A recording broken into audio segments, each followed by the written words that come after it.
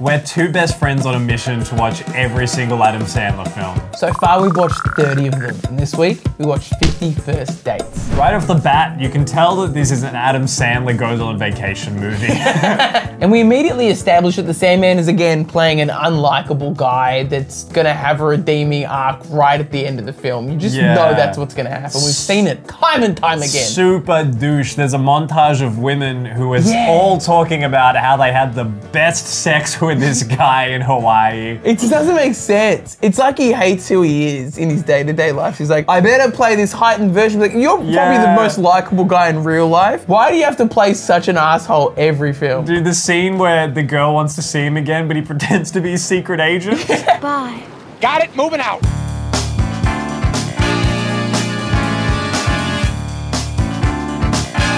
So we get launched into the reality of Henry Roth, who is a veterinarian who is very, very afraid of long-term relationship commitment. With his help from his buddy Rob Schneider, avoids second dates at all costs. Be stuck here, waking up next to the same old ugly broad. You know, when we first wrote the bingo game, we had Rob Schneider racist stereotype. I didn't realize how much it would hurt me over and over to see just how many different ethnicities that Rob Schneider would play, and it's hurting. It's hurting a lot. But then on one fateful day, Henry Roth meets Lucy in a diner. Played by the wonderful Drew Barrymore, and we all know sparks are flying here. When Sandman and Drew are on screen together, it's magic, but this goes against Henry Roth's whole modus operandi of dating the locals. Yeah, Sandman no do kisses with no locals, only tourists whose lives he can run away from and ruin. But as Rob Schneider's trying to offer women up to the Sandman, he's just daydreaming about the Barrymore. Yeah, so he goes back for double dips. That's when we're introduced to the entirety of the movie, where we find out that Lucy has no memory of Henry Roth from the day before. Each morning she wakes up thinking it's October 13th of last year.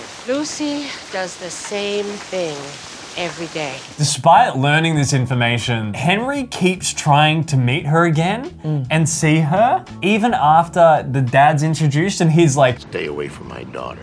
Not only is the dad introduced, but so is brother, played by Sean Astin. Oh my god, Here's some fun trivia for everyone out there. When we did a review of our top 10 movies of all time, Lord of the Rings was in Joel's top 3, I believe. Yeah. This was the first thing that Sean Astin did after playing Samwise Gamgee in Lord of the Rings. That's so horrible. Hands up. Check out these glutes. Rock hard, baby. Pretty sweet, huh? I don't know why he decides to go off this mega shoot and go, I'm gonna be in a Sandman film. I guess Sandman was in his height at the time. Sean Astin did not carry Frodo up the cliff of Mount Doom to become a roidie with a fake lisp. Like, come on. Want a broken head, huh, smart guy? Why, you gonna give it to him? No, Daddy, I thought you was gonna do it. The next thing Henry Roth does in the film is he starts staging like car accidents and stuff so he can go on a date with Lucy again and take advantage that she can't remember yesterday. And having being introduced to Henry Roth as this playboy guy who has sex with a lot of women, it just feels like he's really taking advantage of her. It's always hard in a Sandman film because you're rooting for the lead protagonist, which is always played by Adam Sandler. But the problem is the lead protagonist always has so many flaws with not a lot of actual moments of, oh, I can see why I'm rooting for this guy. So it always does feel a little bit wrong. Like, oh, this guy's a schmuck and he's coaxing a girl with a brain injury, but I'm rooting for him? I'm rooting for the dad who wants him to get away from his daughter.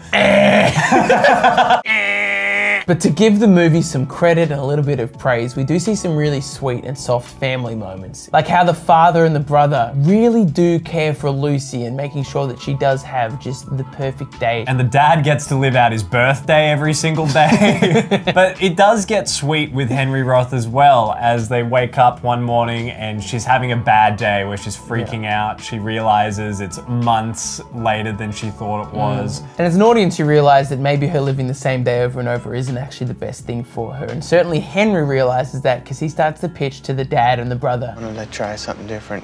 If it doesn't work, we've only wasted one day, so. Now every day, she wakes up with a video to watch that explains that she was in this car crash. And here we can have Lucy and Henry's relationship play out a bit because now she's progressing her life and living new days. And I know that today, dementia patients use videos or their loved ones make them videos to get them up to date on everything that's been going on in their life as well because of this movie, which is really nice. It's crazy to think that the Sandman's had that profound of an impact on a movie that has Rob Schneider doing this. That's not funny.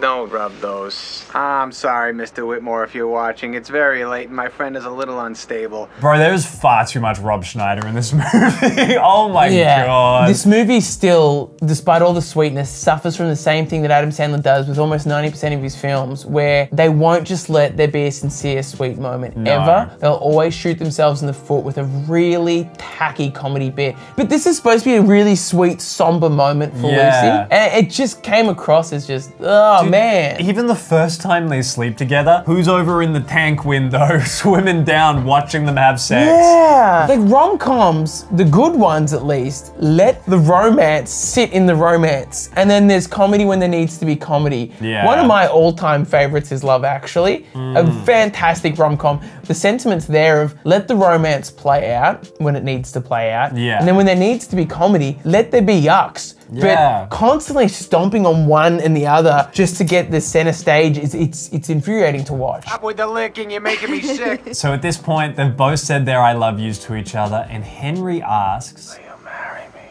Which, by the way, don't ask your partner with your eyes closed, half asleep if they want to marry you. Put a bit more effort at least. Be upstanding if you can. I mean, I thought that was one of the sweeter moments, but immediately juxtaposed with them waking up in bed.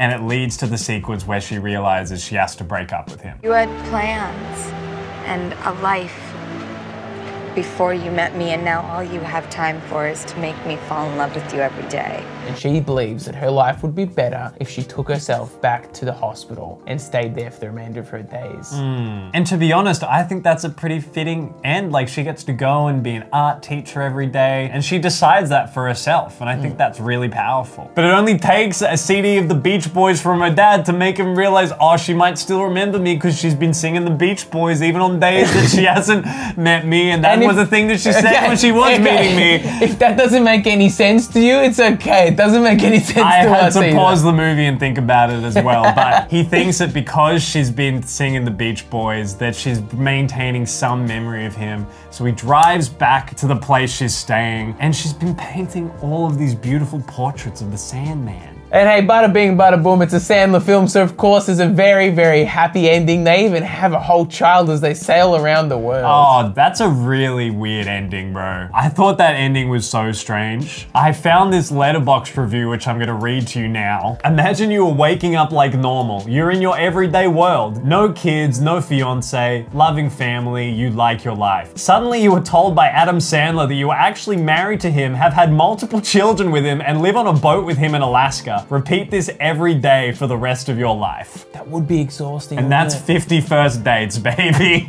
Imagine waking up 8 months pregnant, ready to pop out a child. Yeah. And you don't, like, that freak out. That couldn't be good on the child either. Freaking out every single morning. And that's why I'm happy to rate this, Mac. But first, we play a game of Adam Sandler themed bingo around here using all the tropes of an Adam Sandler film. Up on screen are our bingo cards of the week. Joe, how did you go? Mac, I don't think it's possible to watch this movie and not score bingo. Buddy pal, I'm sorry to say, I didn't get a bingo. What do you mean? I had Rob Schneider's racist stereotype. Sharks, they only bite when you touch the private parts. I had boobs. Some boobies, some assy up. I had Sandler screams.